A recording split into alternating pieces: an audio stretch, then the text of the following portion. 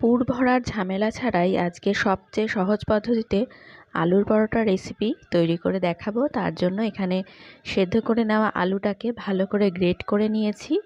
এবারে এই গ্রেট করে নেওয়া আলুর মধ্যে দিয়ে দিচ্ছি স্বাদ মতন লবণ, দিয়ে দেব সামান্য একটু হলুদ গুঁড়ো, আর দিয়ে দিচ্ছি এখানে লঙ্কার গুঁড়ো।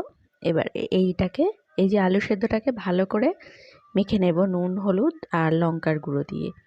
এবারে এই মেখে রাখা আলু সেদ্ধটাকে রান্না করে নেব। তার জন্য কড়াইয়ের মধ্যে সর্ষের তেল দিয়ে দিয়েছি, সর্ষের তেলের মধ্যে জিরে ফোড়ন দিয়েছি, আর এখানে দিয়েছি আদা রসুনের কিমা। একটু ভাজা হয়ে গেলে এর মধ্যে দিয়ে দিচ্ছি পেঁয়াজ কুচি। এখানে একটা বড় সাইজের পেঁয়াজকে মিহি করে কুচি করে নিয়ে দিয়ে দিয়েছি। তার মধ্যে দিয়ে দিলাম পরিমাণ মতন কাঁচা লঙ্কা কুচি।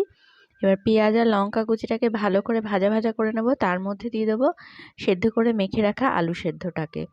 এবারে এই আলু সেদ্ধটা ভালো করে নাড়াচাড়া করে ভেজে নিতে হবে।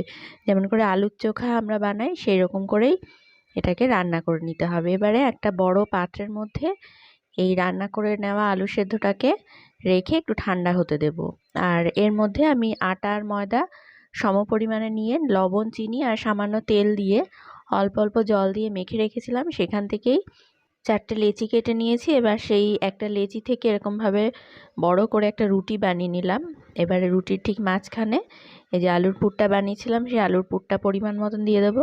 তারপরে চারিপাশ এইরকমভাবে ফোল্ড করে নিতে হবে, আর সামান্য একটু জল লাগিয়ে এটাকে আটকে দিতে হবে যাতে করে এই ফোল্ডগুলো কোনোভাবেই খুলে না যায়।